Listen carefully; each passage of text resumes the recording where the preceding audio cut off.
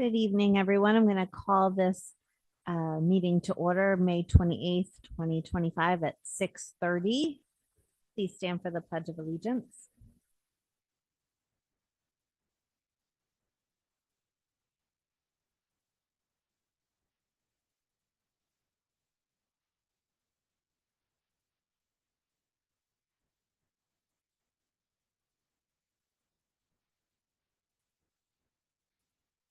Is there any public comment in the room? And is there any public comment online? Seeing none, we'll move right to correspondence. Troy. Yeah, we have a few. First of all, this is a nice thank you note to the Board of Education. And maybe you can just pass that around. That is from the teachers for your nacho bar that you sponsored during Staff Appreciation Week. A lot of people signed that. We have another one here from Sherry and Mark Tardif, the Board of Ed appreciation of celebrating Staff Appreciation Week. Also, there's a couple correspondence here that I'd like to read to you. One is was actually to me and the Principal St. Germain, the faculty and staff, but I think it's worth reading here. Our family would like to extend our gratitude and appreciation for the opportunity given to our child and a fellow student from Wheeler High School. Having the opportunity to host a Chinese student in our home, and in turn having our son travel to China, has been a special and unexpected gift. The Young Envoys Scholarship Program opened the world to our son in a multitude of ways. Hopefully, this relationship between ACES International and Wheeler can be maintained going forward, as it is such a fantastic way to enrich our community. Again, we'd like to offer our deepest thanks to all those in charge who had the foresight to bring such a wonderful program to North Stonington Public Schools. Brendan and Lori Noonan. So as you may have known, we had two students from Wheeler that were able to go to China after we hosted some students from China and their teacher. So really great opportunity. Another one I just want to read to you is just part of an email that was actually sent to Senator Summers, but it mentions one of our teachers in it. So I just read a part to you. I have a story to tell you. As the executive director for 25 years of the Connecticut Invention Convention, but she's retired, but I've remained as a year-round volunteer. I'm passionate about this statewide program, which reaches out to thousands of K through 12 students at less than $6 per student. Because I've witnessed the impact on children's engagement, creativity, and self-confidence, in addition to coming up with great inventions, some of which went on to patenting and merchandising. We're a national leader in this program, our very Connecticut. Your district is a huge producer of young inventors for many years in our schools.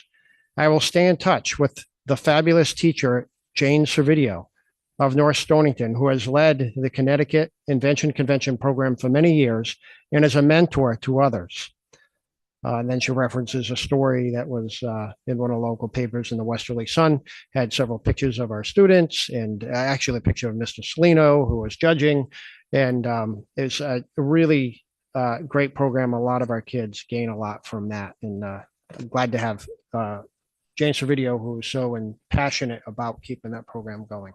So anyway, there's that, and that's all I have for correspondence. Thank you, Troy. We have a presentation by Mr. Salino and Mrs. Scanapico to talk about the Bridges Math Program. Come on up. Do you want a regular microphone instead of that one? I think it might be better. Yeah. If people online can't hear, can you just give us a heads up when Rob starts talking? That's on. Nope, one more. Nope. There you go. And I know one of them earlier was giving us a problem, so I just want to make sure that's not this one. And so we have the James and the fourth R. Right. So we're here to talk to you all tonight and hopeful that you will adopt or consider adopting the Bridges Math Program. So just a little bit of background with the math program. So probably since I've gotten here 4.5 years ago, Mrs. Scanapieko and I have been talking about our different math programs and what we've been using, and kind of the shortfalls that we saw and what we had and what we were sort of looking for. That's not to say it was never in the actual curriculum itself. I think historically you guys all know that North Stonington Elementary has always performed very well on the state test. And that was the case even with the old math program. I think the problem that Mrs. Scanapieko and I saw was kind of, it had to do with like the level of engagement that the students had and their level of interaction with the mathematics itself. So we started kind of going back and forth with different programs several years ago. Last year, we looked at a couple that we piloted, some programs, a few units here and there. And then this one came up. And I have to say that with Bridges, we felt like this kind of clicked all the boxes for us. We were both in agreement on that. We had staff that was very eager to try this one. We weren't expecting to do a full K-5 pilot, but we did, because teachers were eager to kind of get in and try it. I have to say with this program, I need to first off commend our teachers for the work that they did on this. This program is a huge, huge lift. You'll see as we go through this presentation, Ms. Scanapieko is going to present most of it. She's our resident expert in Bridges. But there's two different components to it. One is called Math Corner, and then there's just the regular math lesson itself.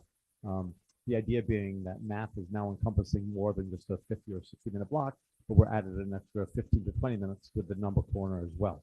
But there's a lot of prep work that needs to go with it. A lot of laminating. You'll see, as again, in the pictures and stuff, there's a lot of materials that go with this program. So there was a lot of prep work that had to be done in order to put this in place for this year. Our teachers did a ton of work to prepare and to deliver these lessons every single day. Special thanks to Mrs. Scanapieko, Mrs. Gabriel. They came in over the summer. They became experts in this program. They worked with any teacher who was willing to work with them over the summer, and then they ran a lot of professional development for our teachers over the course of the year to help keep this program running smoothly. And that included taking some professional development time during the day. We would get coverage for teachers, and they would meet with Mrs. Scanapieko and Mrs. Gabriel, plan out the next units coming up. It was a lot of work to make this program work, but we really think that it was worth it. Next slide. So this is just our district vision here. And just we kind of highlighted preparing literate, collaborative, critical thinkers and problem solvers. And this math program is about critical thinking and problem solving. And there's a lot of collaborative work that goes along with it. So we feel like it does tie in very nicely with our district vision. And this is our North Stonington Elementary's mission and our core values. Our core values is something that we've just finalized over the course of this year as a staff. But if you look through those and what we believe, creating exciting, innovative, engaging lessons. And again, this is something that we feel that Bridges Math does more so than the program that we had before, our Envision 2.0, is that it does stimulate a lot of curiosity and a lot of discussion for the kids. It seems like our students really enjoy this program a lot more and they're interacting with it a lot more than what we've had in the past. So we feel like this is going to be a good fit for us. So I'm going to let Mrs. Scanapieko talk a little bit about why we felt we needed to adapt the new math program and what some of the benefits are of Bridges. So last year we had surveyed parents and students, and we asked them how they felt about math and just their overall feelings. And a lot of people liked math, but then there you had those core group of kids that just said, I'm not good at math, I'll never be good at math, it's boring, all the things you would expect kids to say. And I felt like that love of learning, that love of math just wasn't there. So with a lot of research, we just kind of looked for the Bridges program. It's very much hands-on. As Mrs. Salino said, there's a tremendous amount of teacher prep and organization and finding like real world materials to incorporate into their learning each and every day. The program, as I'll explain in a minute, it spirals not only year after year, but it also spirals within the week, within the unit. And so the kids are constantly seeing real world application of math throughout their grades. focuses really on that conceptual understanding, not just memorizing facts. You'll see an example of like you're teaching multiplication in third grade, but then they're understanding that concept of multiplication and integrating that into multiplying fractions in third grade, which is actually a fifth grade standard. And then, like I said, like what I think near and dear to my heart is just having a love of learning, a love of math, and just hopefully we'll see that love continue on in middle school and high school. And into their future.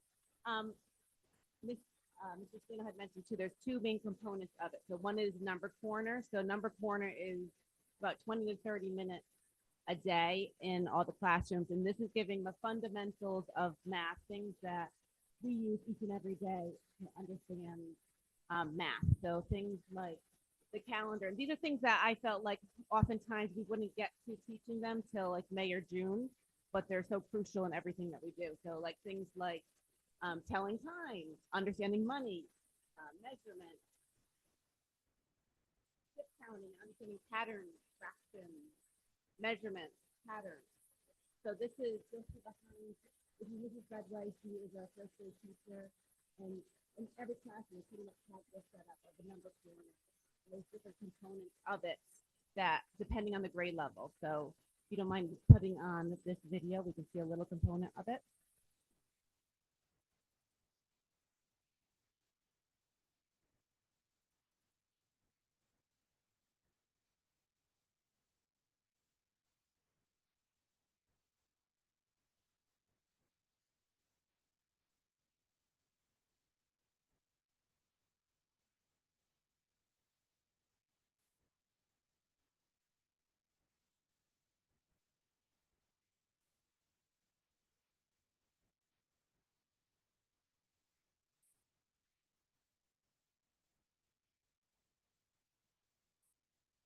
So behind her, you'll see there's a calendar for the month, and this particular month is focusing on clocks. But each month is a different concept, and kids are understanding patterns, and they're guessing, and they're excited about learning. And then you'll see like they're doing observations of that chart next to it is observations they're making about the calendar, and that's through K through fifth grade. And then there's all the red chart on the right has to do with they're keeping track of money. So there's all different components of it depending on the grade level. So if you want to flip to the next slide, there's some more videos to watch too. So here they're looking at patterns.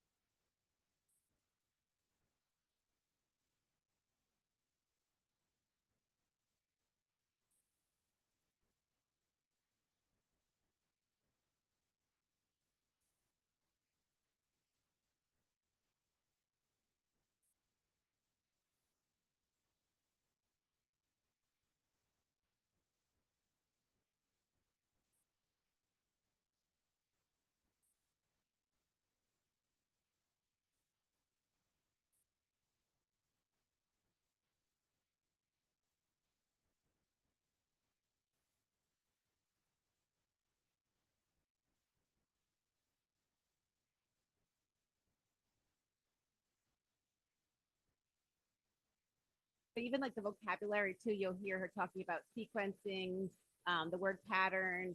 They understand in first grade the word congruent. So things, it's amazing just hearing them, their conversations with each other.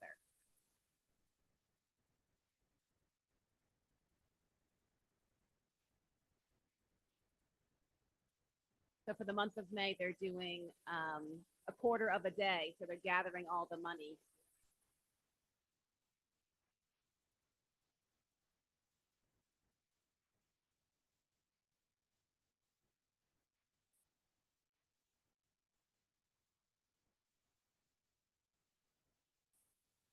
So what she's gluing on there, she's like even understanding like a 5th grade concept of understanding that one whole is 100 and and 1/4 is 25 cents, and understanding and visually seeing that. So there's really setting the stage of math concepts that are being taught much later on. And there's, I mean, even the fact that a 1st grader understands that 4 quarters are in a dollar is like amazing.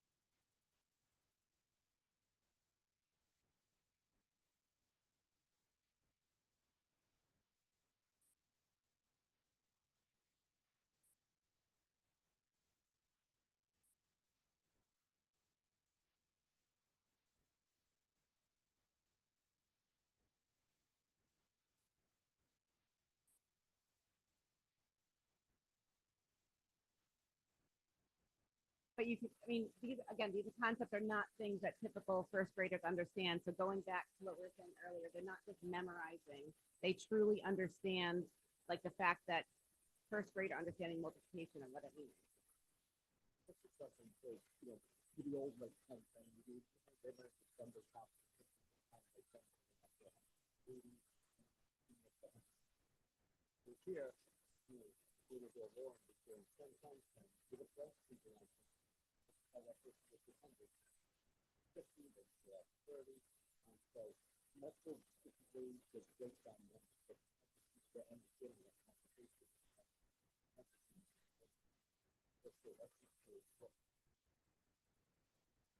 And they do that each and every day too. So there was the 163rd day of school. So every day they think of a number sentence that goes along with that.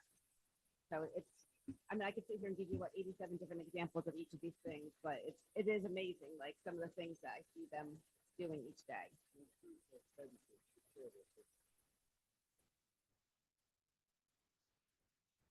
On the next slide. So that's one component of it. So that's, like I said, 20 to 30 minutes a day. And the other part is the bulk of our unit of our day. Each grade level has 8 units that they go through. So it's kindergarten through 5th grade. So they have that main lesson of the day. And then throughout the day or throughout the unit, they're doing different things. One is workplaces, which is hands-on games that they're doing. So they're really practicing what they're being taught. There's visual models of different things. So you'll see in the next video, they're using geoboards, but there's number lines. They might use the popsicle sticks, different objects just to really understand that real world application of it. There is lots of student discourse. So they're sharing what they're thinking, sharing what their observations. They're learning from actually doing instead of explicitly teaching it. They're figuring it out themselves, which is proven to have a deeper understanding of mathematics. And then finally, there's assessments that are continuously going on, and it's not necessarily paper and pencil. It might be that 2 students are working on a game, and I'm just going over there with the clipboard and making observations of things that I'm noticing. Yes, this child understands it, this one does not, and this will guide my instruction the next day.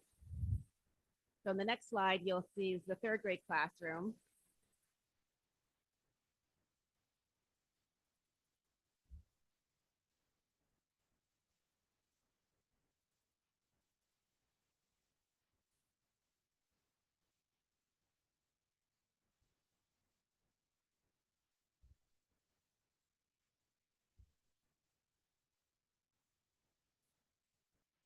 So she's going to start talking about that they're trying to figure out on a geoboard. So it's a board segmented into 16 different components. They're figuring out, I don't know if you can see in that middle slide there, there is a piece of paper and there's A, B, C, D, and E. A is 1/2, B is 1/4, C and D are 1/16, and E, I think, is 1/8. So they're trying to figure out the relationship between the numbers. So this is a third grade classroom. Third grade is just starting off with understanding multiplication and just the basics of it. And this is actually their fraction unit. So this is the very beginning of their fraction unit. So the second video, play that one.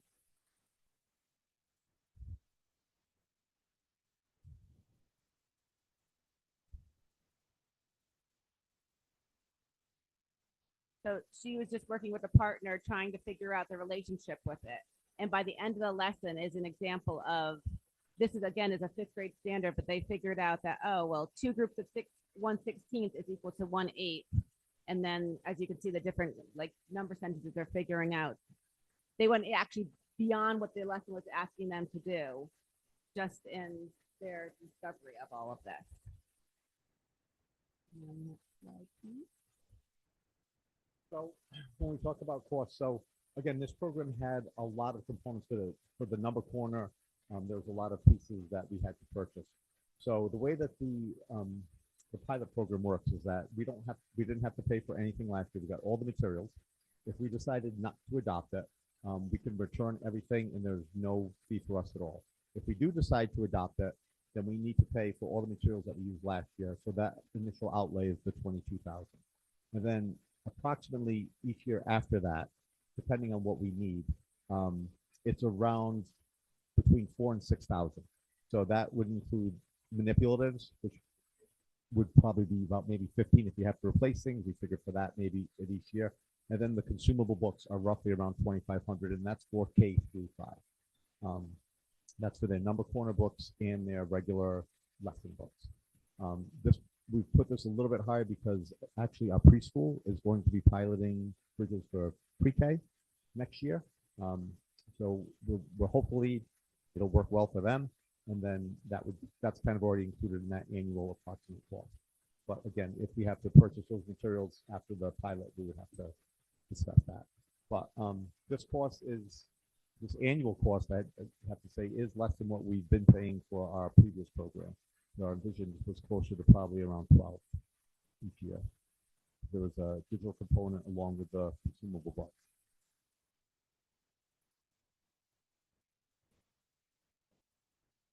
So within the program, there is a plethora of resources. So there's a video library for the teachers.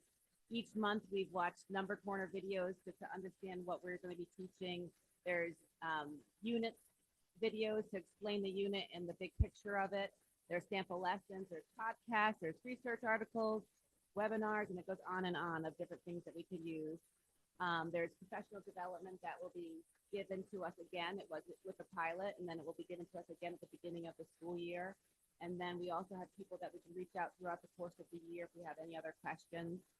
And then on the next slide, you'll see there's like support for families. So each month there is different letters going home to families explaining the big picture of what they're being taught, vocabulary that needs to be instructed.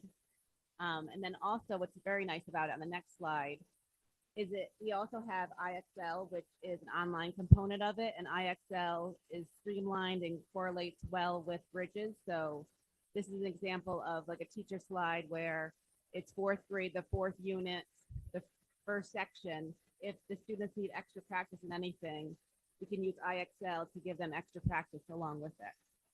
The next slide just shows like a student page. You don't necessarily have to watch it, but again, it's a first grader doing second grade skills. And on this page too, you can see if she's struggling, the very top, there is a video that she can watch to explain something. On the very bottom, if she's still not understanding it, there's extra things that she can do with it. So I feel like teachers have really enjoyed having extra resources that they could use immediately to help the kids. And one other component too I want to add too is I've been asking the kids this week, how do you feel about math this year versus last year? And all the kids like, oh, we love it. It's so much better. It's much more engaging. They're excited about math. Just understanding, their understanding is that much better. So hopefully everyone agrees. If not, we can take it later. But a majority, I feel like the kids just really like it, and they feel like it's very much more engaging. They understand it. They can connect to real world application of everything too. Like, for example, in one of the fifth grade classes, beginning of the year, I walked in, there was just, they had carrots that were, just rotted away just about. And what they did was they were measuring the weighing in the mass of the carrot as it walked its length along the way. And it was part of their, I think, their regular number plans they were doing. So it engages and it brings math to life. I think next slide. So, if you want to speak to this again about the outcomes for math. I mean, this came about because on Ed Report, which is comparable to the Consumer Report, it was #1 rated. It's overall, like going back to our mission and vision, that it's definitely problem solving based. They're having a deep understanding of it, and like I said, most importantly, they're engaged and excited about learning and discovering new things. One of the most important things about math is just that idea of concepts before convention. So just not teaching them to say if they were, dividing fractions to keep change flipped, but it's them understanding why that works and why we do that sort of stuff. So we want the students to understand those concepts. And this was really strong in that. And we believe, and the report showed that this will improve math outcomes in the long run. Again, our math outcomes have been very good, and our initial look at our Smarter Balance assessment this year, as we are starting to get some scores back, is pretty consistent with what we've had in years past in terms of the students that are meeting that proficiency. But we think the big payoff is exactly what Deanna just kind of alluded to, is the students' excitement about the math. Because I think that will pay off much greater dividends down the road if they can get them excited and keep them excited about math. And I think that was our last one. So, Thank any you. questions? Yeah. I appreciate the presentation. I have a couple of questions for you. Number one, I know that you're presenting to us because ultimately we have to vote for you to adopt this. Is there a timeline? Are you looking for a vote tonight? It doesn't have to be tonight. Nope. In case people want to think about it, or if you have more questions that you want to think and send us, or if you want to come in and view some of the program in action in the school, by all means, you guys are definitely welcome to do that. We told our rep that we would know hopefully by early June. We'd want to know before the end of the year. So hopefully by, I would say like June 7th to 8th, in that neighborhood, if we could have a thing like that way we could square for that. All right, my next question. So the $22,000 is from this year. Is that, Troy, something that we could pay for out of this year's overage that we were just talking about the last meeting? Perfect. Okay. Yeah. So when we had budgeted for this year, so since we didn't have this initial outlay, we were able to purchase some other intervention materials that we wanted while still holding a good sum to help pay this. But our Bridges rep did allow us to, if we could split it 50-50, so half from this year, half from next year's budget. So they are flexible with us in understanding of that big initial outlay. Great. So, but I think we're in good shape for that. And then what's the math program? What's our official curriculum now? What do we use? What we have been using was Envision 2.0. And what's the annual cost for Envision 2.0? Do you know? So again, it was roughly around 12.5 a year for books and for the digital licenses. So really, Bridges is less expensive? Okay. After the initial outlay, right? After we bought all the material that we have now that we're using within number forms and everything else, just the consumer books that we need will be cheaper each year. Obviously, we're going to have to replace some manipulatives here and there. But Sure. Okay. So just so that you're aware, I mean, I think all the board members were sort of saying it in their head as well, that our next meeting isn't until the 16th. So maybe we have some other questions, and then if people feel confident, we could go ahead and vote tonight. Does anybody else have questions? Oh, okay. Yeah, I just had a question from the teachers. How do they feel about teaching math this year? And do they feel that the effort that they put in was kind of worth it? Are they seeing it on the back end?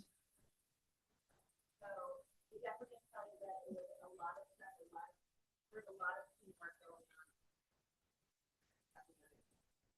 They absolutely love it. They definitely see the kids were engaged in effort. They're excited about learning.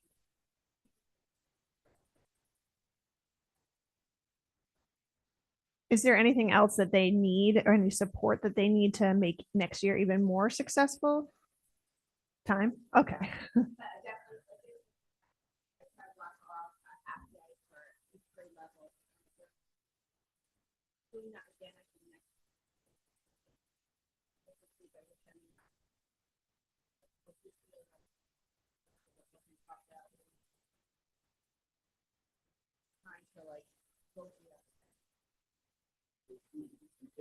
We're really not gonna have any more like real big initiatives coming up in next year. We really just wanna kind of perfect what we had. As I stated before, I think we're in a good place and our thing now is just let's just keep moving forward. We think we have the right pieces in place.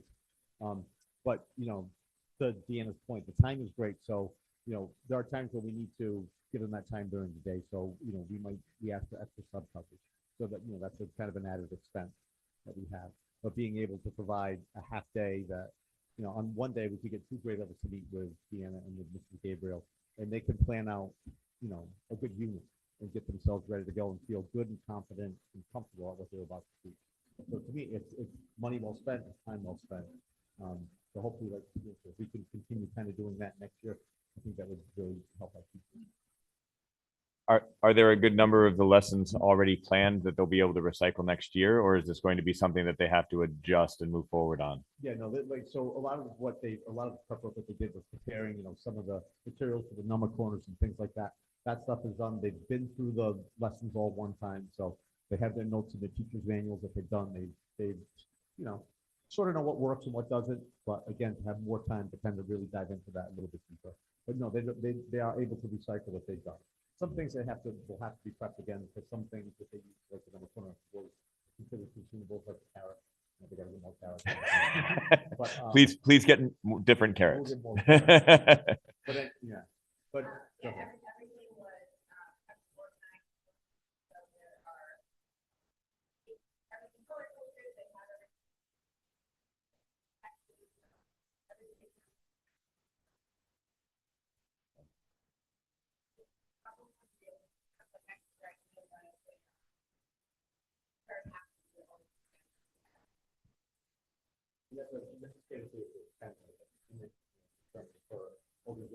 From by into the math area, how organized it is. So she's gotten everybody in step and very organized.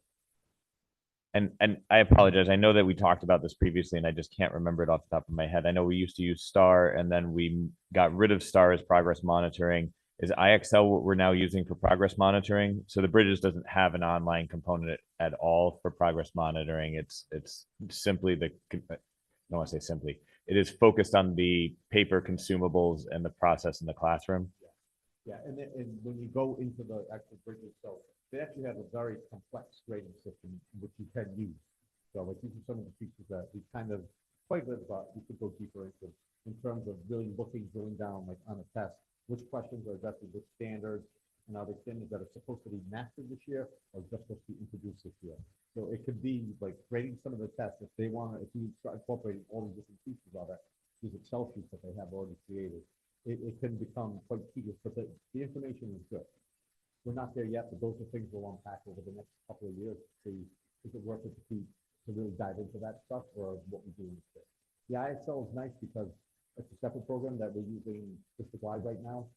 It's got the math and the ELA component, but the fact that it aligns itself with Bridges along with a lot of other programs that we align with. And Bridges is one of them. That does allow the teachers to, again, if it's extra practice, I can assign this for homework.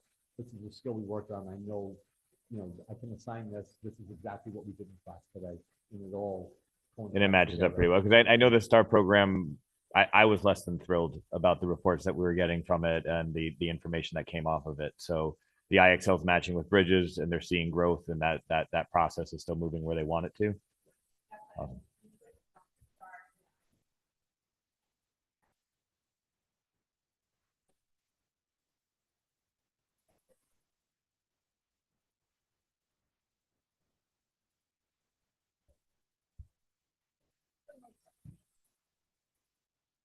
And our hope would really be, after you kind of see this presentation that, I know like during the budget season, some of the people were really concerned about the time, but children are spending on the computer. So hopefully you'll see like with this program, it's not a lot of time. This is a lot of hands-on, this is a lot of discourse, this is a lot of back and forth. They might do center rotations that are on the computer for 50 minutes doing ISL work, or maybe ISL homework, but the bulk of their math learning is with their peers doing that.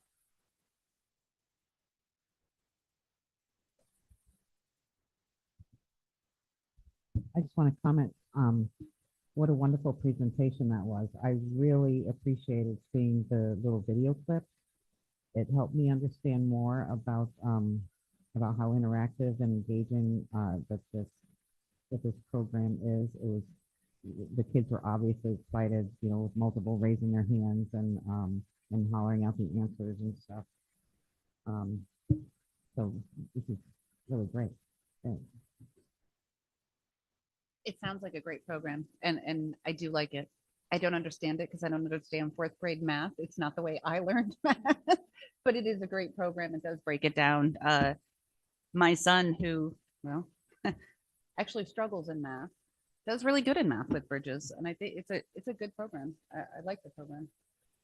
A lot of districts in the area using it. This is the big go-to for a lot of districts.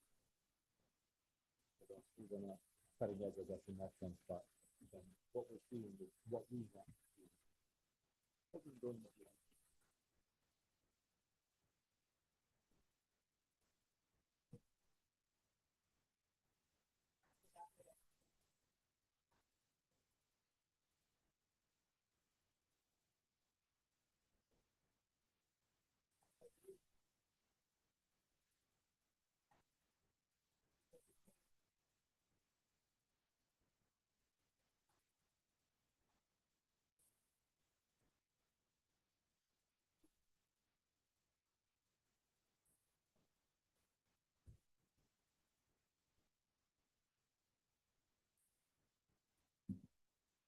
I I- appreciate that there wasn't a math problem at our elementary school, but you went and you found something because you thought it would be better. I think that uh, that really speaks very highly to what you all are doing over there. And I think it's really great that you're working so hard to hear that, like, you heard that kids might be achieving at math, but they didn't love it. And you thought you could make them love it and do better in the long term. Really, that's pretty amazing. So thank you. I was just gonna make a motion. If you have more questions, you can ask. Oh. No, I mean, I feel comfortable saying, with the program, the presentation and your decisions to be able to move forward with it. So I'd make a motion to approve the Bridges Math program moving forward. I'll second it. Any further discussion? All those in favor? Aye. Opposed? Okay, no. I was gonna say, I'm like looking up there, but there's no one there. There's no one there to look at. We're all here. Thank you Thank both so much. Thank you very much. So with that, Anna, we're moving on to you. And I think we should probably say that you are the lone student ambassador because our other student ambassador is at college orientation today. So.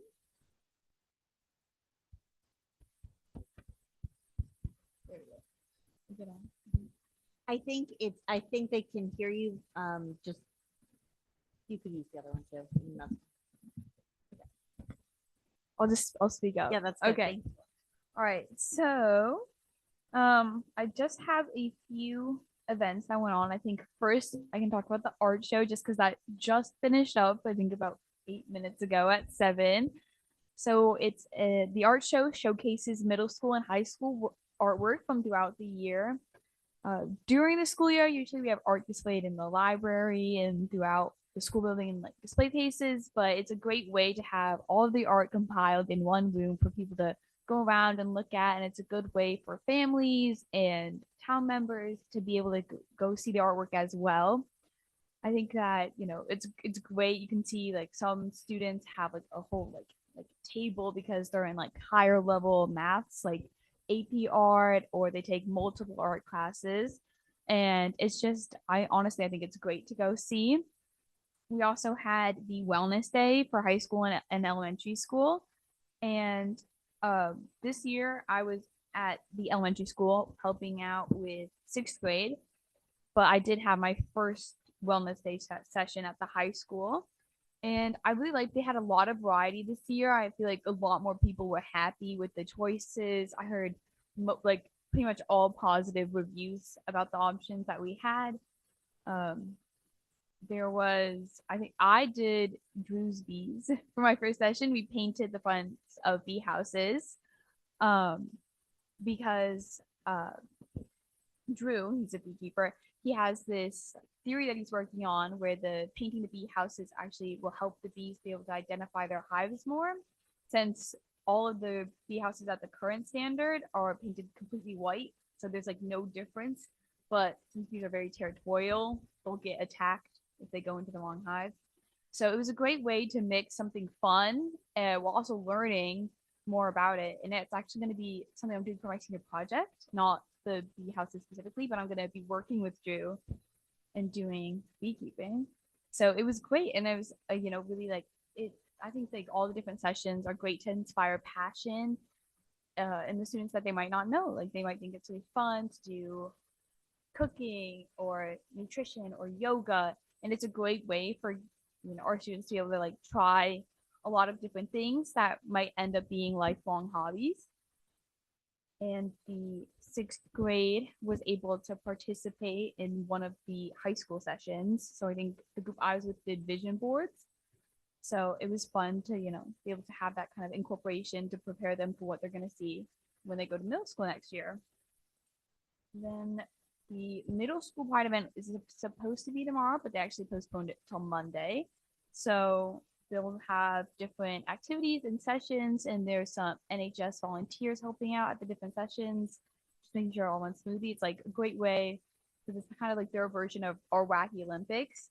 So it's fun to see and get kind of some high school, middle school involvement. I believe the sports banquet is coming up at the start of June.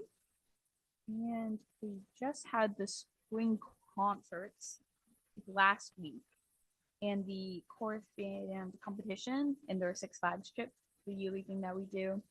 So, not so much, but all pretty fun stuff. Thank you. Does anybody have questions for Anna about her report? A little later in the agenda, Anna, we want to talk about your role as a student ambassador, and we have questions about what you think. And I'm ready to answer. I did actually just wanted to comment on the bridges. I think that's going to be a great program. I really see a lot of success in that, especially, I remember some of the lessons that I was taught in elementary school, and I still apply them today. So I think it's great to start it early and like really like build that passion. I know a lot of the times, I think one of the AP stats class, or maybe it's just regular stats, it only has like 4 people in it, and I really think that this will be like a great way to kind of build our math programs and really kind of like push more kids to take APs, because they're great for college, they're great for like learning these skills. And honestly, it's pretty impressive like watching these kids be able to do stuff that I didn't learn until much later, and I'm like wow, it's pretty impressive. Yeah. Thank you. Okay. Troy? So you have my report in the packet. I did address staffing a little bit, just a couple updates on that. I don't know if anybody has any questions on that, but basically we hired another BCBA, not another one. Our BCBA had resigned, was leaving, so we hired a replacement. That's now done. As you know, a few people have retired or resigned, a French teacher and a math teacher, and those are underway and close to being complete processes. A nice letter we have in the next page of the packet is a copy from the State of Connecticut Workers' Compensation Commission.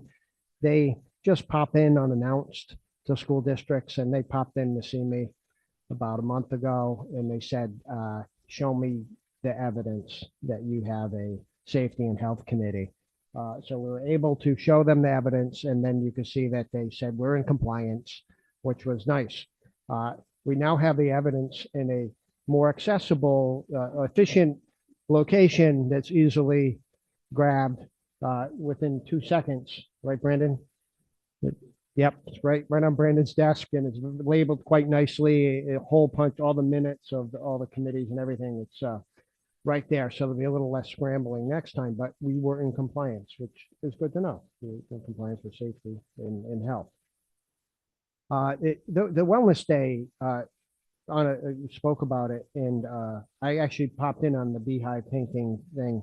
It's just incredible amount of planning that goes into this day. And now the elementary school has their own component. They've picked up on it, and it's really it's amazing in many ways. The day it allows older students to interact with younger students in the same workshops, working together. It allows the teachers to share a passion of theirs. They can propose a workshop and they can share something with the kids that they're really interested in. So it's a really great community building day and everybody loves it. So, it's awesome. It was, initially Kim Haggerty started it years ago, kind of coming out of the pandemic or during the pandemic, and a lot of the workshops were virtual. But it's really built and there's a lot of community involvement. People come back, they ask to come back every year because it's just such a great day and everybody gets something out of it. Wanted to mention that we did complete, it's not signed yet, but the secretary contract we negotiated. Stephanie Mastriani, Kathy Carmel, and I met with the secretary union just twice. It only took two quick meetings and we're able to come to some agreement without lawyers or anything like that. And it's now, it's at this point is ready to sign. I just need to get it to the union president and Stephanie to sign that and it'll be good to go. And that's all I really wanted to bring up. If anybody has any other questions about my report, I could take them. I have two. The first is about the contract. I realized today, I think before I sign it, isn't the board supposed to approve it? I think that's how we handle contracts, because We I'm could- really we could just set up- signing like on behalf of the board. So what I could do is I could just send it out to the board. They could take a look at it and maybe you could look at it at the next meeting and we could, do you think they can need a vote on it? I think we do Okay. that and we talk about it in executive session, I think.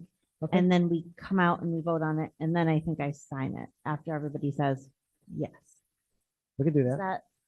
does everybody else recall that process? as Yeah, well? yeah. I'm not gonna lie, I was a little confused when that came out in your thing, because I was like, wait a second, we haven't even Yes, you haven't seen it, right? voted Yeah, on so it. we're gonna do executive session on the 16th anyway, so Yeah. we'll just add that into the list of things we do there.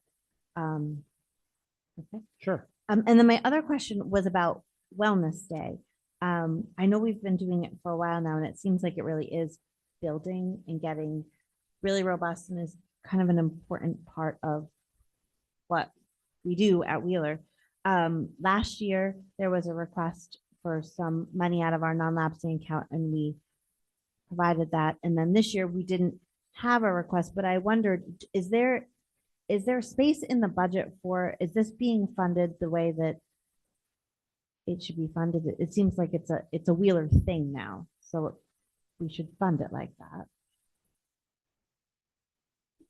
We can. I mean, we could start putting it in the budget. We can start planning it in the budget. What did we do this year? This year, we gave a few dollars to the elementary school to support the wellness. But other than that, there was, Kathy, do you recall anything else other than that? I think that was the total.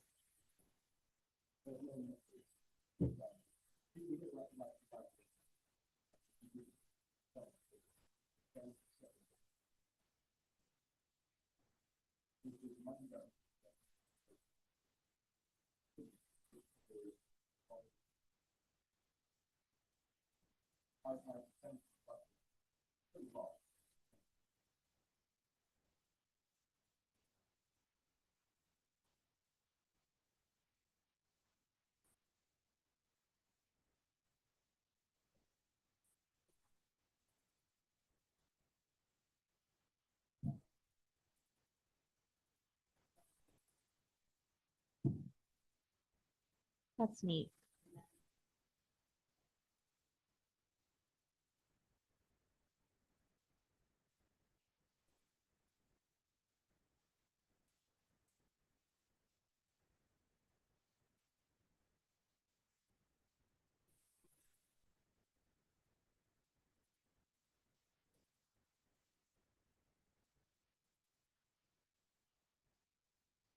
That's exciting.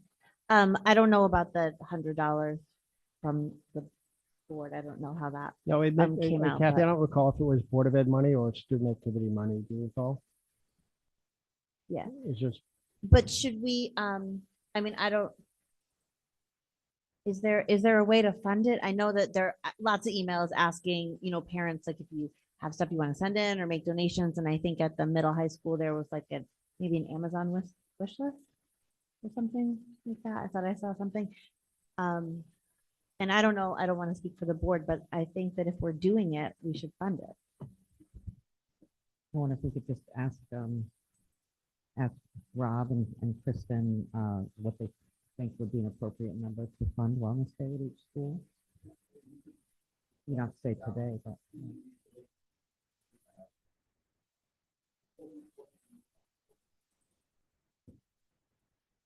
Yeah. maybe Glad to hear it. Thanks, Rob.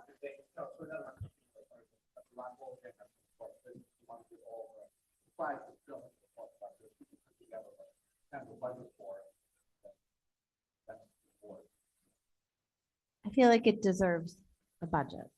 I would be in support of that. And especially if there are things that you can use multiple years, so like bigger items that maybe we could support. And then certainly the consumables so that parents are often asked a lot for things. So that would be really great for some of that. Awesome. Thank you. Thanks, Troy. Anybody else have questions for Troy?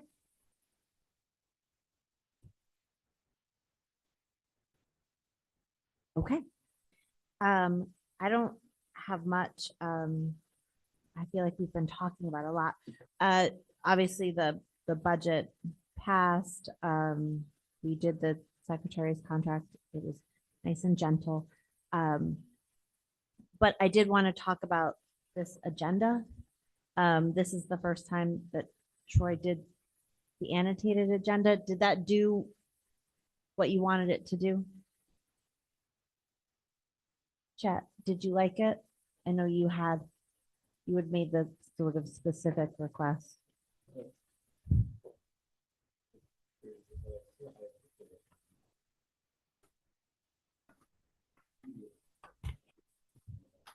Judy had mentioned it, and then when I was looking at it, I was like, but in the first email, Chat, I was so did miss it. excited for you to see I the know. annotated agenda. I know, and I failed. So does anybody want a paper copy of the annotated agenda?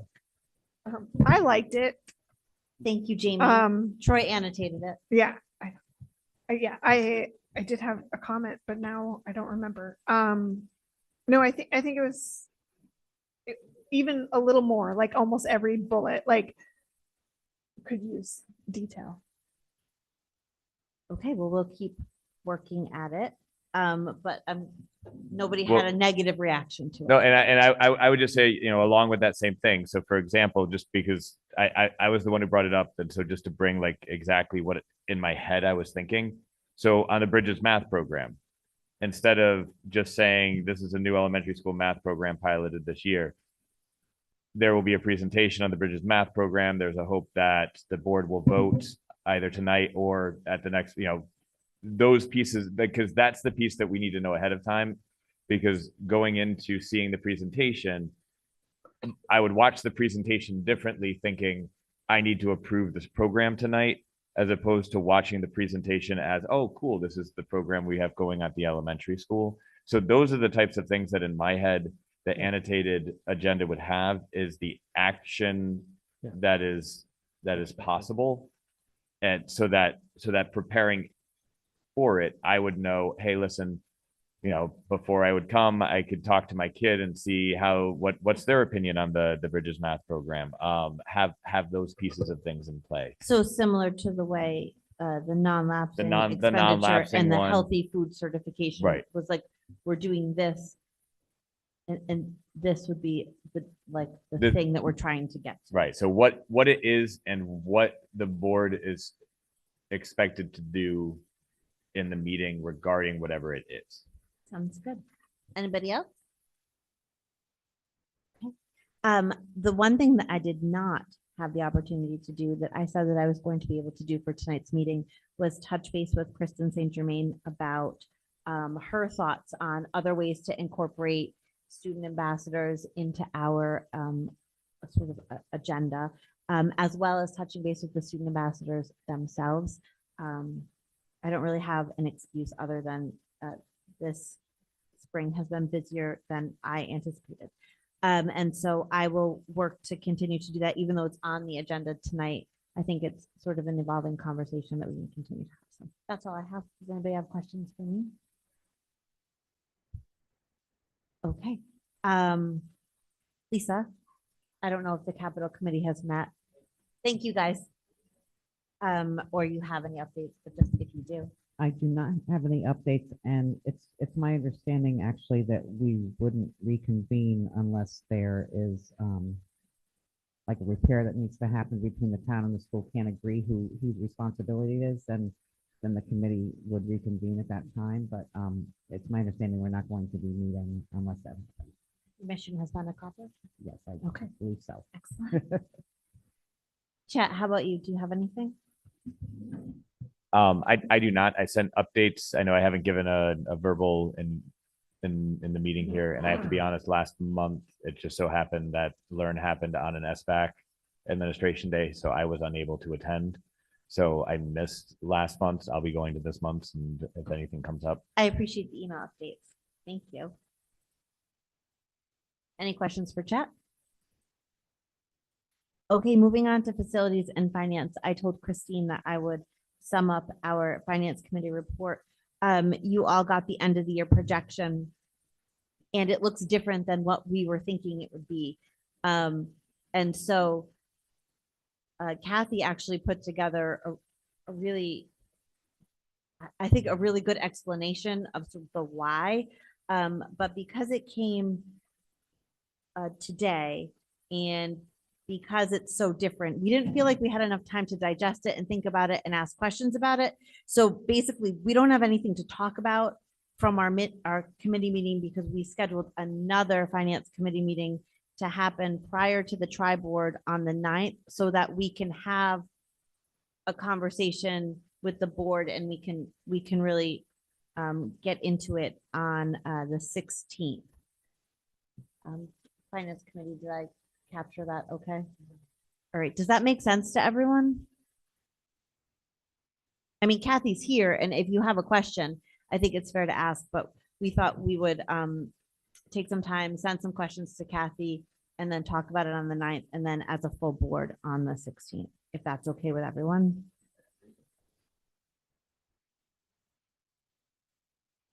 Yes, this is the updated report with the correction in that number. Yeah.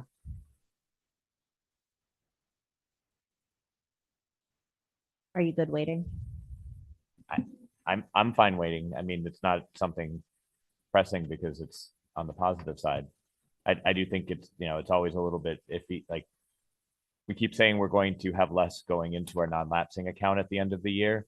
And I love that we were able to follow up with grants and then end up in this spot. And hopefully this will minimize, all of the impacts of the budget this year into our non-lapsing. But it is strange to look at a number like this after worrying about whether or not we're going to make it through the winter. Yes, agreed. Okay, so we'll get into it and we're gonna figure out and make it all make sense. Can I ask, because I haven't watched the meeting from before yet or anything else. Last I heard, they're now making whole on the cost sharing. Is that true? Are we getting that what is it, 90,000? We were down 92, right? 92,000. 96,000 less. That's the educational cost sharing money, ECS money. There's been a lot of discussion about that, and I don't know if it's been fully decided. It's been back and forth about what the hope is, but I haven't heard that it's totally decided. They call it hold harmless by giving us the same amount of money. So Which the same amount of money would be didn't- getting and we that didn't- 96 back? Is that what that meant? if they hold us harmless, we would be getting $96,000. The town would be getting $96,000 more than they budgeted for, because they budgeted for that cut of ECS money. Yeah. Any other questions? Okay, so I think we can move into non-lapsing expenditure requests. Troy, do you want to talk about this? Sure. So in the budget process, the board discussed moving some items into the non-lapsing account, in the hopes that you would pay for them out of non-lapsing. And several of the items were actually technology items. And I've listed them on the annotated agenda for your convenience, but I'll read them to you. We had the exact numbers: $13,000 for security cameras, $20,000 for smart boards, $38,400 for teacher laptops, $23,400 for Chromebooks, and $20,200 for IT infrastructure. Now, there was one or two other items on there that are not technology related, but those are the technology related ones. And those are ones that if you approved the expense from your non-lapsing, we could actually order those items now, hopefully get some of them in. Whereas the other items that are in the budget, we can't order till July 1st, even though the budget's been approved. But sometimes these items don't come in right away. So we have a increased chance of these Chromebooks and smart boards coming in, and planning to get them installed and set up if you were going to vote on that. So I'm asking, would you consider voting on those items? Can I ask Kathy, is there a benefit to doing this out of non-lapsing and then rolling our overage into non-lapsing as of July 1st? So we could just, this could just be purchases out of this year's budget. And these are numbers that are real right now. They're not going to get better. I mean, I know part of the point of the non-lapsing was not to do let's force spend at the end of the year. But if these are what we're considering to be good numbers for the purchases of these, it seems like an extra step that we don't necessarily need. My request, and I think you're right, Chet, it's a total extra step that we don't have to take given our overage. My request would be that we do it the way that we said during the process that we were going to do it. I spent a lot of time talking about non-lapsing, and I know that number is much bigger than we anticipated it would be, this end of the year number. And I anticipate that in and of itself will require some conversation next year. So I think it might be better when we do our budget next year if we follow just this process that we said we were going to during the budget season, even though that end of the year number looks like it could easily accommodate these purchases. If that makes sense. I don't know if anybody else has thoughts on it. I agree, Stephanie. We did spend a lot of time talking to the Board of Finance, how we would spend down our non-lapsing. And the town, it was just in all of my presentations. I think we should do it the way that we said and do it out of the non-lapsing and then figure out what to do with the overage next time. But Chip's totally right. It's no, an but extra I mean, step. and I'm fine doing it No, I either way agree, because it's but- not going to spend down our non-lapsing. It's just going to have, It's an extra step. it's this month and then next month our non-lapsing gets replenished with the 170K. Right. So like Right. it's the exact same thing. But Mhm. if you think the optics are bad to just not do it that way, then I don't care. We can add an extra step. It creates the spending process with a different trail and involves more work, I think, by the people in our central office as opposed to just purchasing. Yes. Yep. And then I would have to sign off on all of those as well, which in some ways maybe is a great thing. But if you don't mind, that would be my preference. What's your preference? To do it out of the non-lapsing as opposed to allowing, I mean, we don't have to allow or not allow. Troy could do whatever he wants with his operating budget. But my preference would be to approve it out of the non-lapsing account like we said we would. guess I'm a little concerned. Sorry, do you want to go, Lisa? I guess I'm a little concerned about that 178 going back into the non-lapsing. Like here we are Yeah. talking about lowering the non-lapsing. Like I kind of have to lean towards what Chet is saying that like I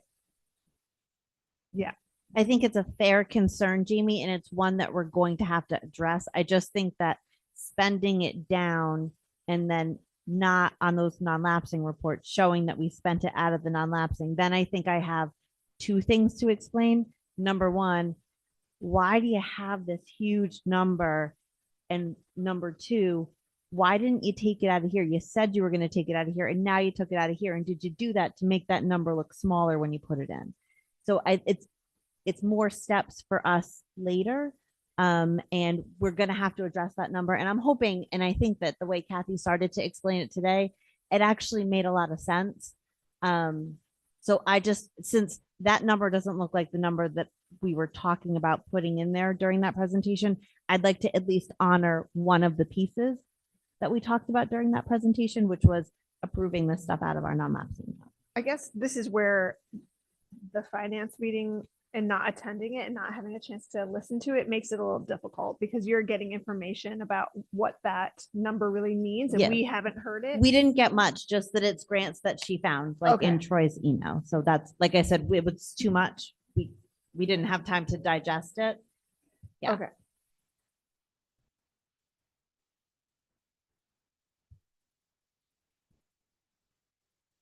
Do you want to we can make a motion and discuss if you want. So I would make a motion to approve out of non-lapsing up to $13,000 for security cameras, $20,000 for smart boards, $38,400 for teachers' laptops, $23,400 for Chromebooks, and $20,200 for IT infrastructure.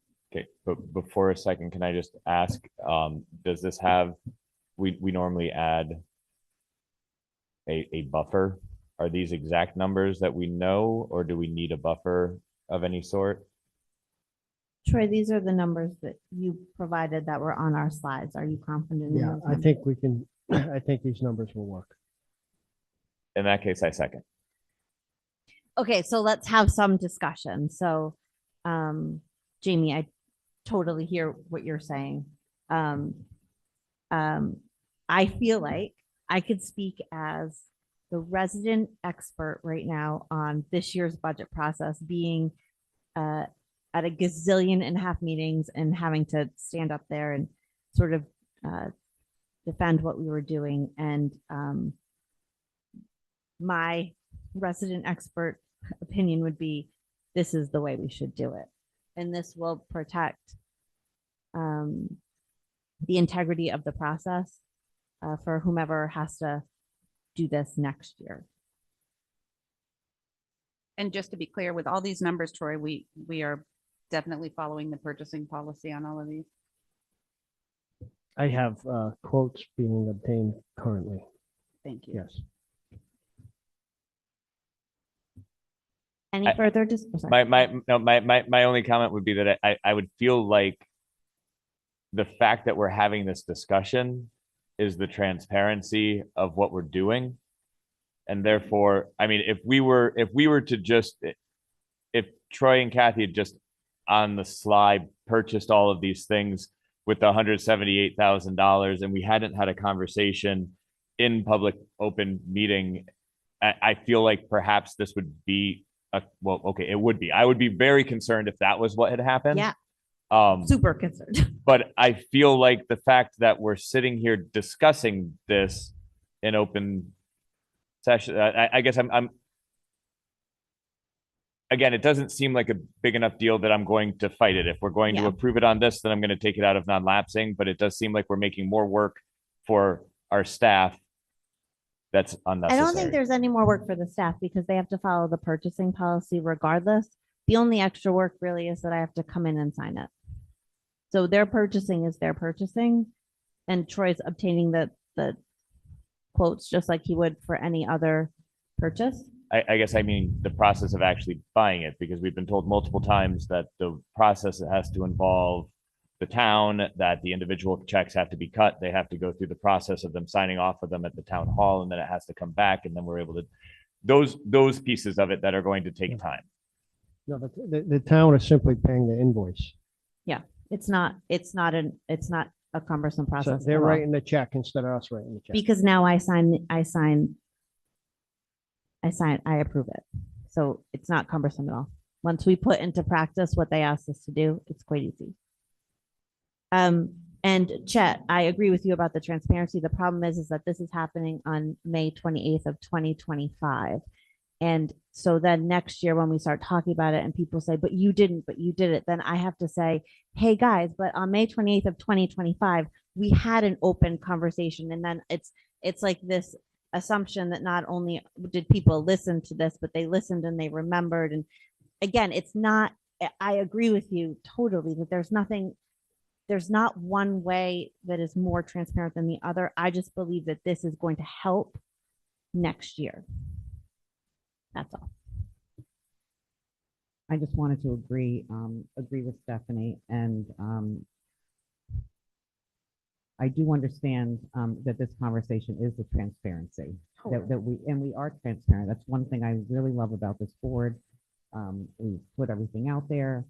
We aren't trying to hide anything. We just want to do the right thing. Every one of us sitting in every one of these seats feels that way. However, that being said, there's 3 people online and 2 people in the audience that are witnessing this particular conversation right now. And I don't know, maybe a few will watch it on YouTube. But our chairperson stood at that mic and advocating for our budget, saying this was coming out of the non-lapsing account. And so I guess kind of my point is, you know, there's a guy having coffee somewhere and says, hey, did you hear that they didn't take it out of non-lapsing, that they took it out of the operating budget? Did you hear that? And that is a fact. That is what would happen, but they wouldn't necessarily dig further to find the why. And so if the fact can be that we will indeed take it out of the non-lapsing account, then I guess our integrity wouldn't be questioned, you know, and so on and so forth. So for that, I feel pretty strongly it needs to come out of the non-lapsing. Any other discussion that we want to have before we vote? I guess I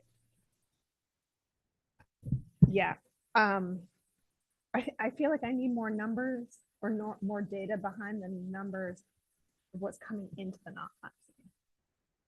Or just more reassurance that that number is real. So do you feel, Kathy, that that's a real number, that 178.6?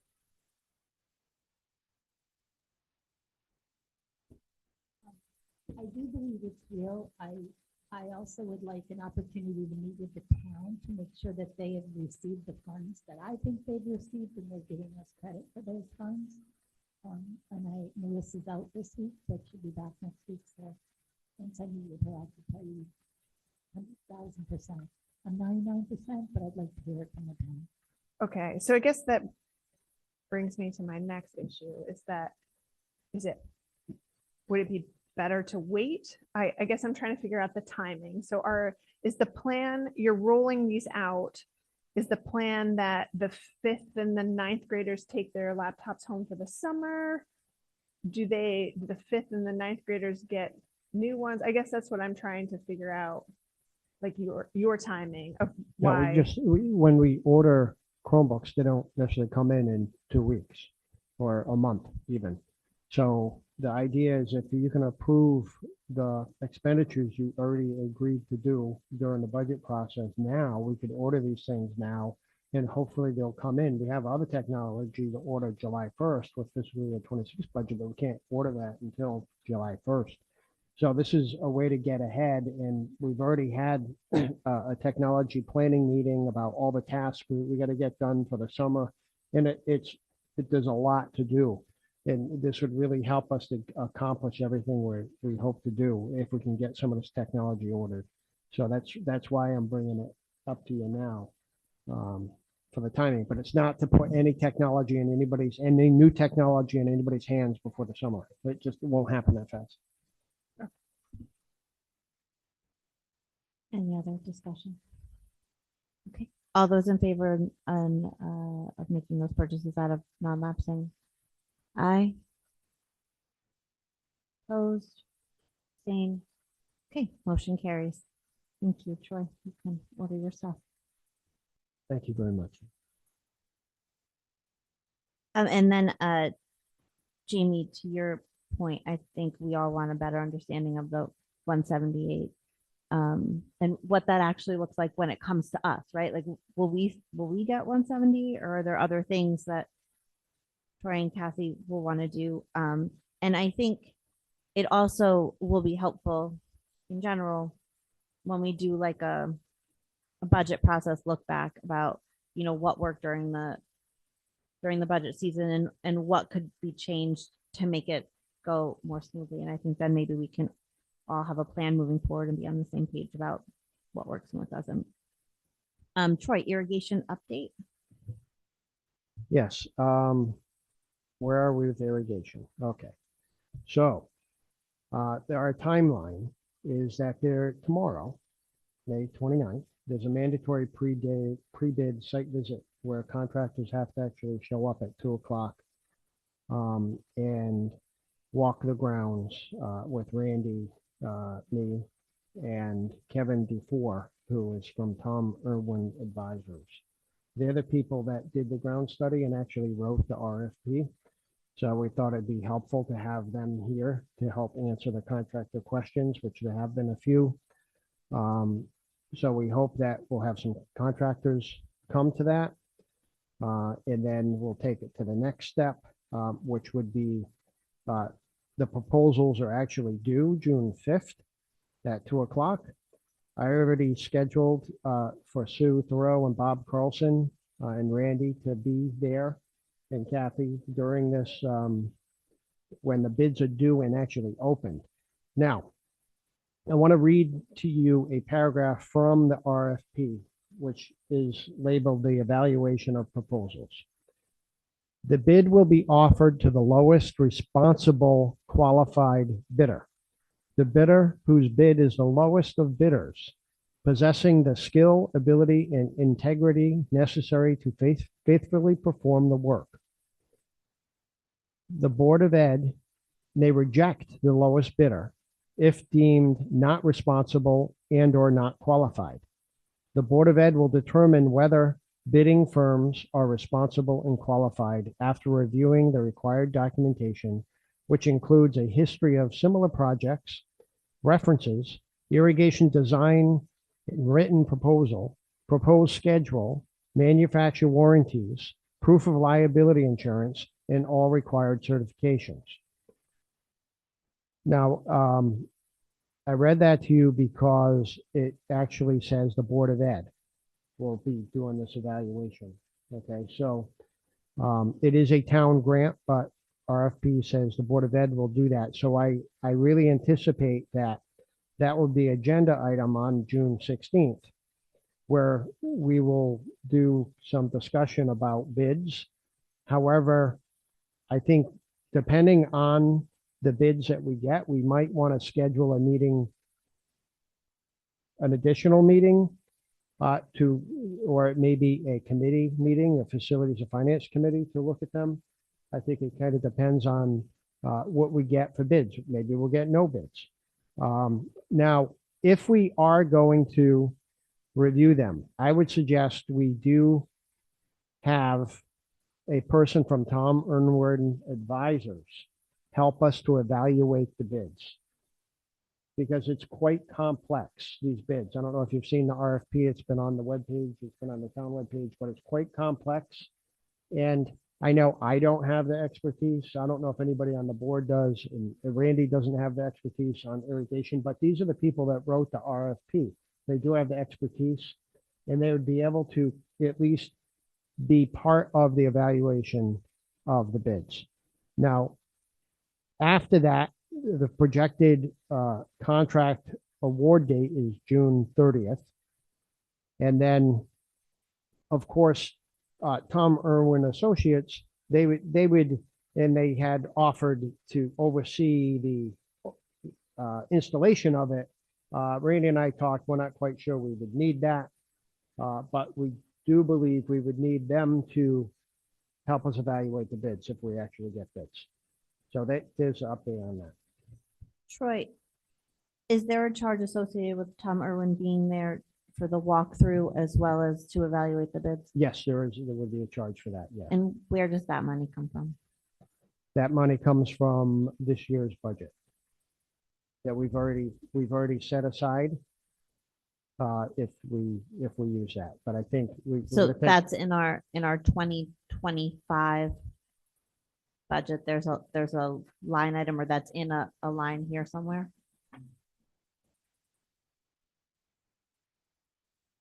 It's right in this one that you gave us with the forecast.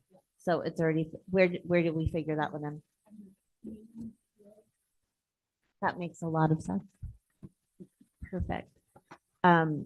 And you feel like that covers these two things? Okay. Troy, I mean, I don't know anything about this stuff. And so I wonder, I know that the board has to approve it, right? So we have to approve a lot of things, but we generally approve those things with the recommendation of Right. someone. So I mean, happy to go through it, but we've been struggling to get meetings in this month, and it seems like we have a few now. If we're going to need to have an extra meeting, I don't know if we all want to be sitting in a room poring over RFPs, or is everyone expecting that we'll have some sort of a recommendation at that point? Is that what you're all anticipating?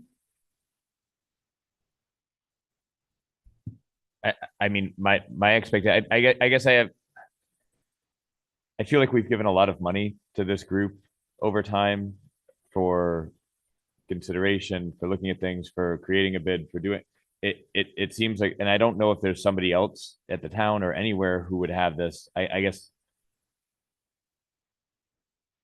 I'm a little frustrated with the idea that we have to bring somebody in to help us read the bid that somebody wrote for us already. Like it feels like at some point it should have been, okay, now we, the extra consulting piece of this should have been done, or maybe everybody knew this ahead of time and I'm the one who's kind of confused by it, but I feel like we keep adding more money to the amount of money that we're paying this Irwin group in terms of a variety of spaces.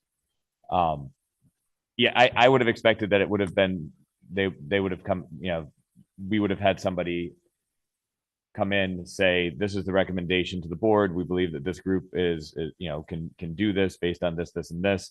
And we would be largely a rubber stamp on this sort of a process, because that entire RFP process was supposed to be the way that we sort of siphoned that out. Not that we would then need to have a separate consultant coming in and telling us if the process that happened was okay, and now it's okay for us to vote for that.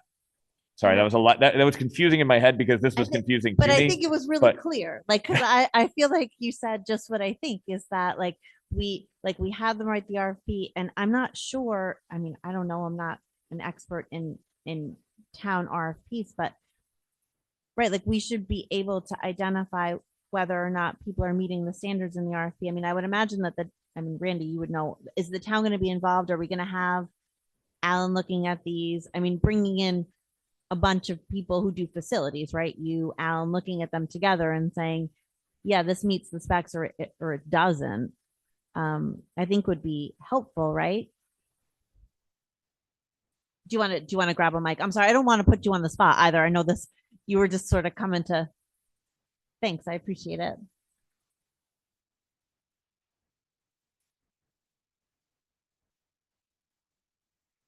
There you go, you're on. Thank you. So, I'm going to be reviewing it myself. I've been talking with Tom Irwin a lot about this. I've met him out in the fields more than once.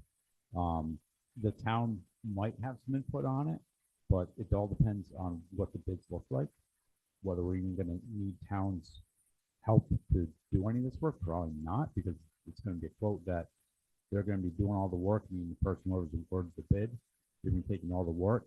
It's going to be reviewed watch, make sure things are operating properly, they're doing it properly. I don't have that expertise to watch all that to make sure, because, you know, unfortunately, down the road, if something goes wrong after having only a year, we can't say, well, you didn't install this right, you know, so we almost want someone's expertise so we don't end up losing money and have to do repairs that should have been all taken care of in the install. So Randy, are you suggesting that we need to go a step further than what Troy just spoke about, and you want to pay Tom Irwin to oversee the install as well? So, well, we want to have them not oversee the install, but give their input on, hey, this is what they're suggesting the install looks like. Do you agree with this?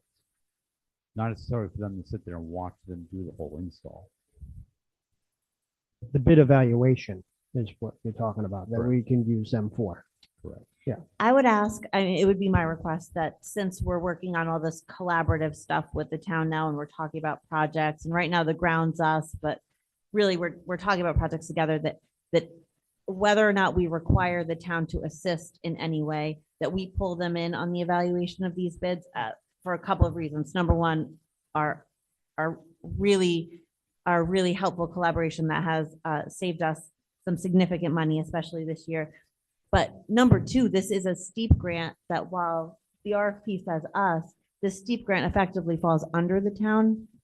I think it would be in our best interest also for like moving forward in the future, being a part of these steep grants. I think that we should pool all of our resources. And I also think it's a good double check.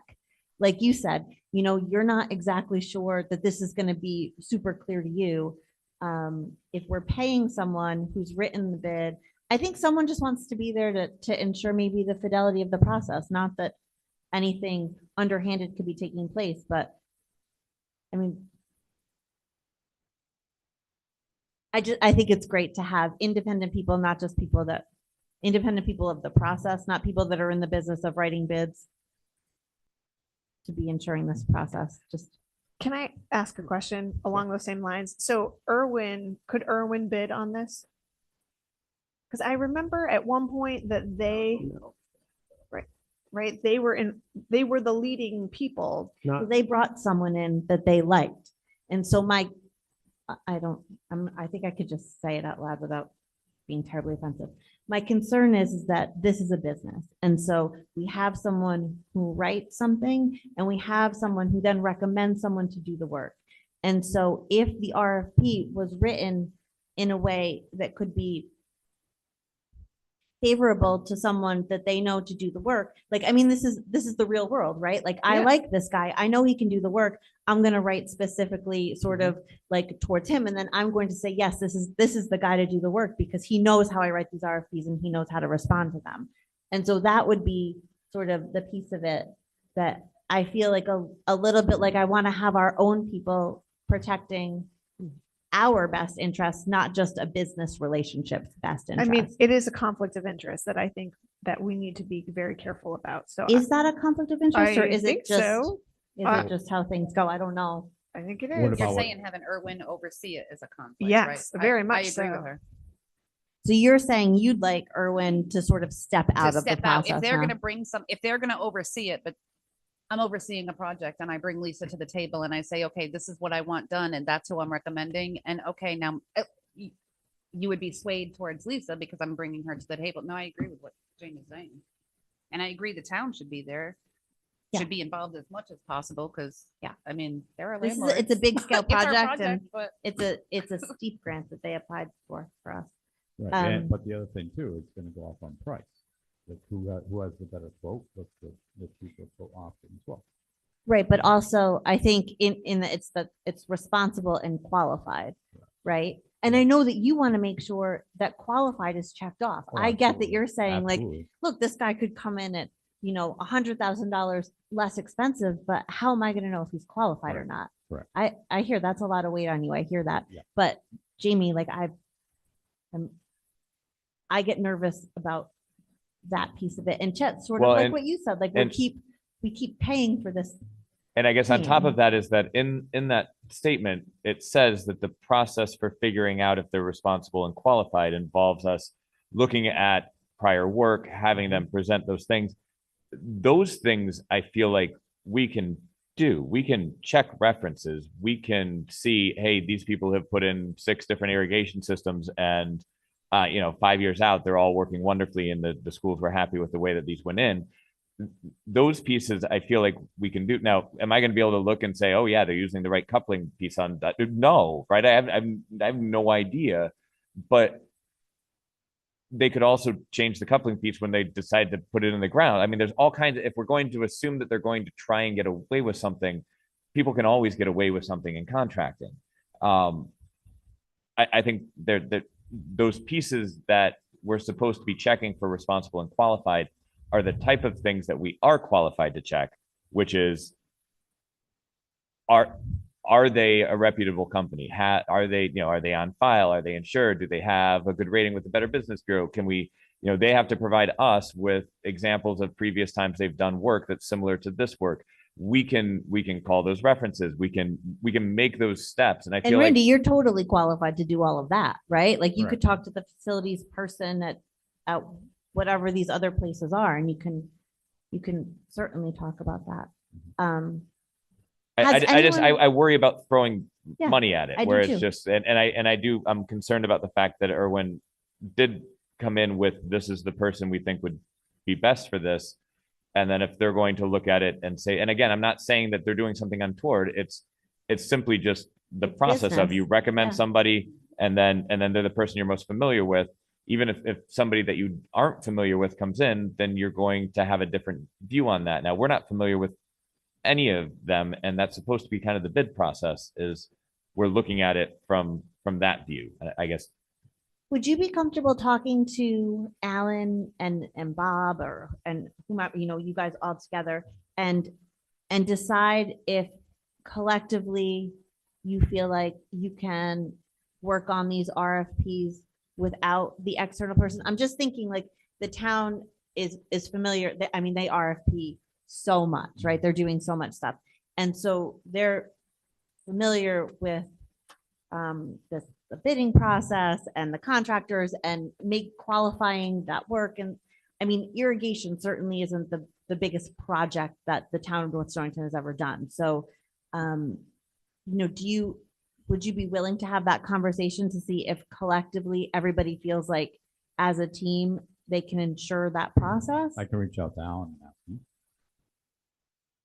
Does that make people feel a little bit better? I feel better about that. Yeah, I mean, and that was a possibility. This is why, Bob and Sue are going to be, they're already scheduled to come on June 5th to see what we get for bids. And then we were going to, obviously, I think that's a great idea to look at that. The Tom Irwin advisors, I know we were saying they had a company.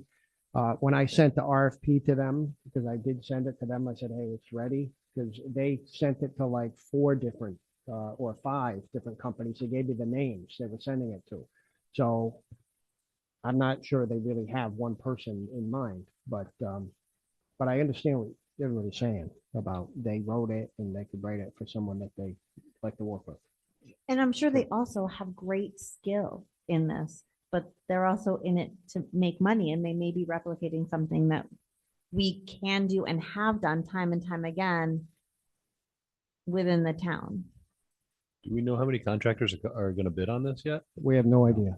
We'll know tomorrow when they When they show do the up at 2 walkthrough. o'clock or not. Can you shoot out an email after the Sure. mandatory walkthrough, just so we have an idea? Yep. I mean, Right, if we 'cause have 0. I was gonna say, Yeah. if there's 0, then or if there's 1, then we, Yeah. this process becomes very different. If Yep, there's absolutely. 25 Well, of them, that's you're then exactly maybe right. The that's- process becomes very different, and we'll know tomorrow.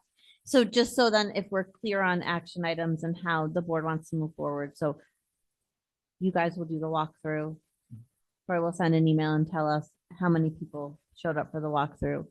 But before the 5th, you'll reach out to Alan, and maybe you should, Troy, reach out to Bob about if we could do sort of a collaborative approach to reviewing the bids. And if they feel like this is above the skill level of the highway department as well, to review. Yep. And if they're confident, then we move forward without Tom Irwin being involved in that process. And if they're not confident, then I guess we should have another discussion about how we want to move forward. Does that feel okay to the board? Am I accurately like? It Yeah. feels okay unless what it's going to do is back us up so we don't get to get our work done over the summer. I guess that Oh, would I be don't my, think I don't that's think the it should back secondary us up piece at of all. it, right? So, Is if we right. suddenly need to say, okay, no, we can't do it with the town. And then all of a sudden it's like, well, we need to have another meeting before we can decide to have her when an associate's come in. And I don't that's our think we're only gonna. option. I don't think I am super confident that that's not going to be the answer. But if it is, let's just say that we could try and squeeze something in like the day of the tri-board. So Troy would come to us with a solution, and maybe that solution is Tom Irwin, maybe that solution is someone else that they sort of figure out as a group. And then we're going to move forward because we've had Troy explore the other options because we don't want to slow this down. And I think the bids are only good for so long anyway, so we don't want to have to do this whole thing again. That is 90 days is what it said. Does that feel okay? Yeah, we can do All that. right, I don't want this to feel like it's totally, it's really exciting and we're really excited about it. We want it to go well too. Absolutely. We don't want you to feel like you have to cut corners. But I'm confident we can do this as a town. Thank you, Randy. Troy, do you want to do generator update? Randy, would you like to come back to the podium? Oh, Randy, sorry, generator update from you.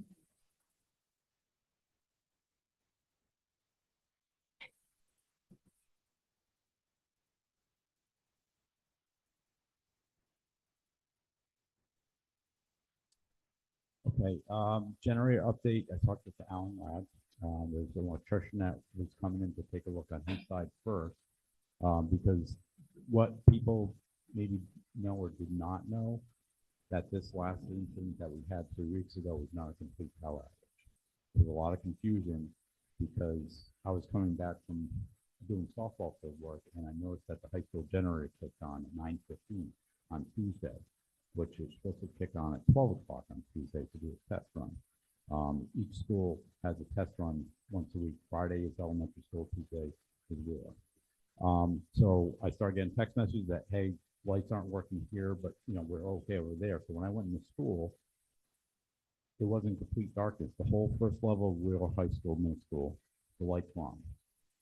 Upstairs, the hallways were black, dark, no emergency lights on, but the lights were still on in the classroom. So I started flipping the emergency light breakers and those lights went off in the classrooms and the hallway and the classroom emergency lights came on. So I talked to my rep over that does the emergency lighting test and someone said, yeah, you didn't have a complete power outage because you have everything out in order for those lights to come on. Now at the elementary school side, it was, when I finally got over there, it was black, but all the emergency lights were on. So that seems to be working fine. Now, as far as what we want to do with the generator is, what my plan is, and I talked to Alan Ladd about this, we want to do almost like a mock power shutdown over the summer. That way we can see, okay, the brownout switches, what's tied into what. We do know so far just by doing some research, like the walk-in cooler, the walk-in freezer at the elementary school are tied into the generator. It appears that the rooftop units that just do the main supply system, which is ductwork, for the main RTUs, those are tied in, but not the individual classroom units are not tied into it. So that goes to both schools. We'll find out, but like I said, seeing it was kind of on like a half power, it was kind of hard to tell. So that's my plan because, coming in here, I've never had a power outage like that yet, so I could see what is tied into it. So that's what our plan is to do, find out what is tied to it. Okay, what should be tied into it? Is it worth spending the money to get it tied into right now, seeing that we've gone this far? Or, we're going to have something larger happen down the road if we don't get it done?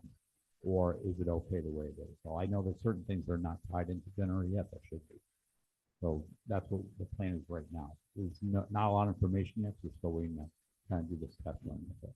That was going to be my question. Do you have a planned drill where you can shut it down and see what it's tied into? And then I think that that's the other piece, right? We're not sure what it's going to power. And do you have other things that you need it to power? And that might have been something that was part of the school building project, right? Like tying the generators to things, and we maybe have never tested that. Right. So, again, I don't want to speak for the board, but if you're finding things that need to be powered in order, because it doesn't make sense to have a generator that runs a bunch of stuff but doesn't allow us to keep kids at school, right? So if you have suggestions about things that aren't tied into the generator that we need to get someone in to tie into the generator, that would be something to me that feels like would be a great non-lapsing request to get that stuff done, to make those generators run the way you need them to run. Yeah, and So- if I can just speak right off the bat, one thing would be anything to do with our computer system and IT. Those should be on generators anyways, because say we had a hurricane season, they were without power for days. So in 2 days, the APC battery backups go, which usually they're only about 5 to 12 hours.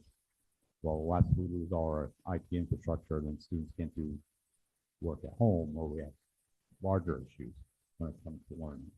So that would be something that we should have tied into generator.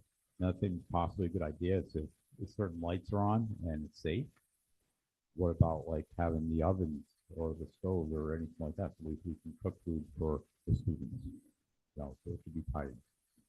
Do we have a pretty good idea about how much power is drawn, like on an average school day, when, when everything's in session and the lights are on, the ovens are getting used? I mean, can the generators even handle that?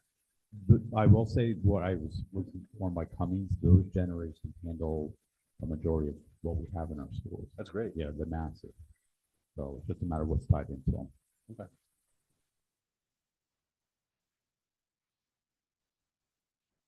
So that's kind of it on generators. That's all the rundown. That experience. Okay.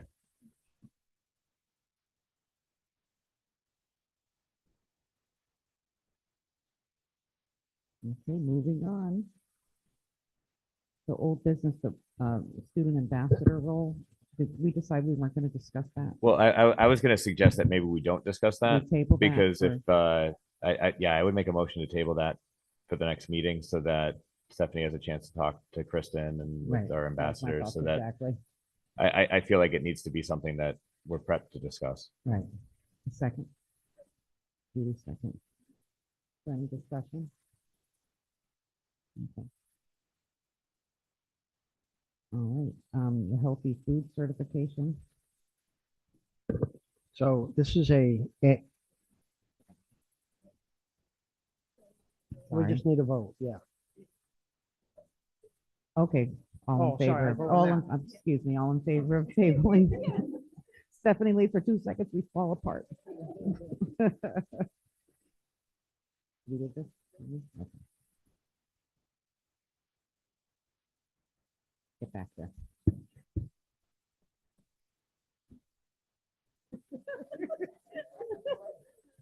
We tabled the ambassador.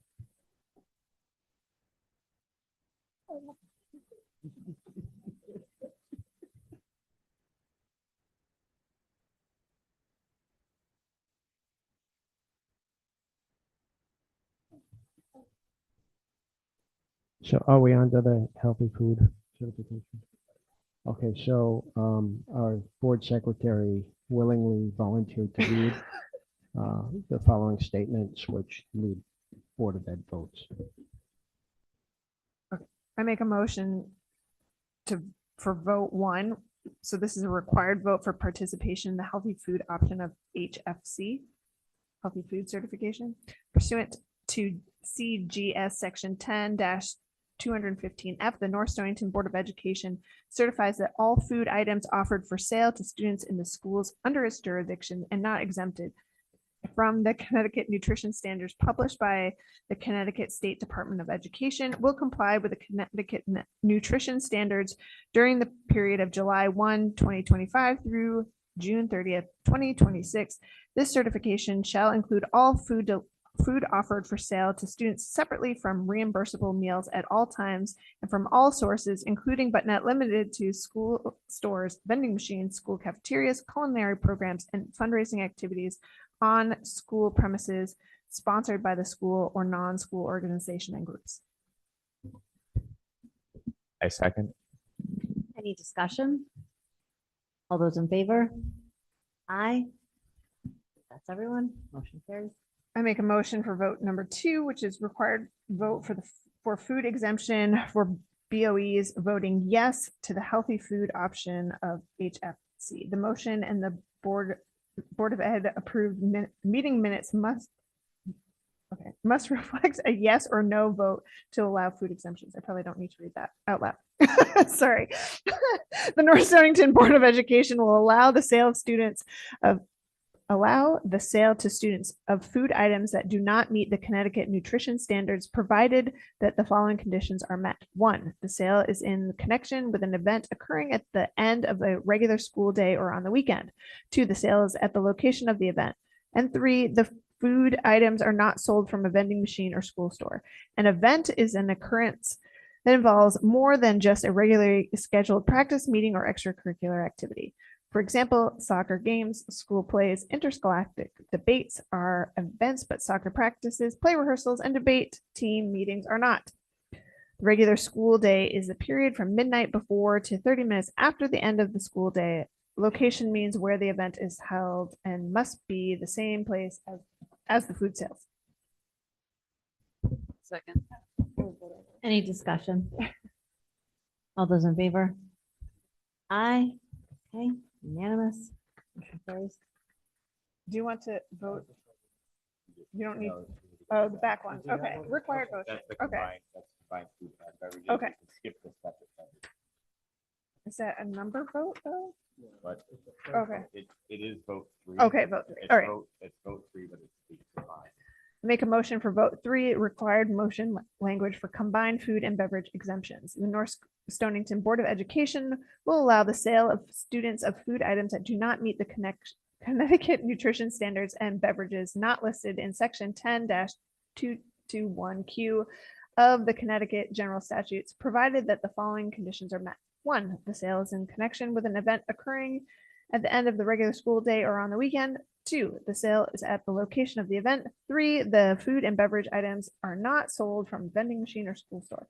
An event is an occurrence that involves more than just regular scheduled practice, meeting, or extracurricular activities. For example, soccer games, school plays, and interscholastic debates are events, but soccer practices, play rehearsals, and debate team meetings are not. The regular scheduled school day is the period from midnight before to 30 minutes after the end of the official school day.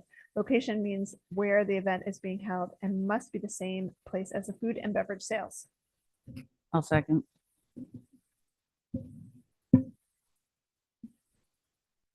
I'm a little confused on what an event is. Could you If you could give more examples, Jamie.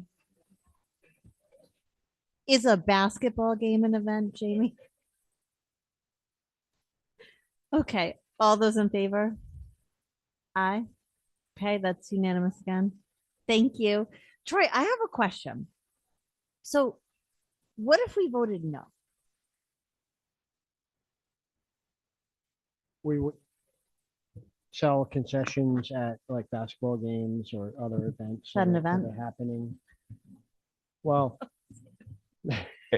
So I guess, if we voted no on the first one, we lose reimbursement funding Right. from the state. right. okay, The second and third one are simply to allow us some leeway so that it allows us to do bake sales. so and things how like do that. places, right, so I get like the, like why we have to have the other ones.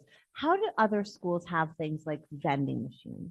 Did they waive their reimbursement to the state? They on the same- most school, if you go to most schools that have vending machines, what you'll see is that they'll either be shut off at all times until 30 minutes after. So for example, if there's a vending machine outside of the basketball court, Oh. you can have them shut down. And So that that's can't why be at a sold. basketball game at Griswold, I You could can go get, and like, have that, goldfish out of the thing. But you wouldn't be able to do that. Or it may be that they fall within the healthy standards because like goldfish crackers fall within the healthy standards for the state. If you have certain types of drinks, they're fine as long as they're not other types, if they're not soda, but they might be a Snapple or something. Like there's certain ways that you can get around certain pieces of it, but most of it's just they shut them off during It's the day. just not open. That makes so much sense. Okay, thank you. Thank you, Troy. All right. Moving on, I think we're on consent agenda now. So I am going to ask that we move monthly financial report to Board of Finance off of the consent agenda, just because we haven't talked about it yet. Is that okay with everybody? So our consent agenda would just involve the approval of minutes. Does anybody want to make a motion? I'll make a motion to approve 4/23/2025 and 5/14/2025 minutes as written. Does anyone want a second? that? Second. Any discussion? Yes. On May 14th, 2025, on page 3, it says Mrs. Mazzella addresses graduation procedure concerns, and that should be Mrs. Wagner. I was not. That answering is it. true. You were not here.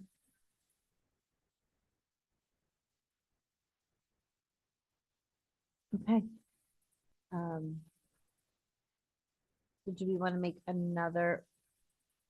We have to make another motion as You amended? you can just, yeah, you can just make a motion or. Okay.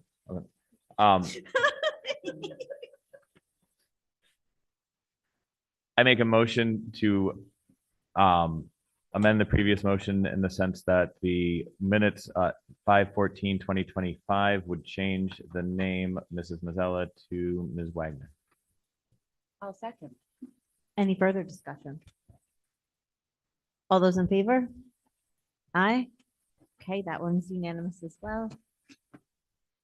Right. Comments for future agenda items? Anyone?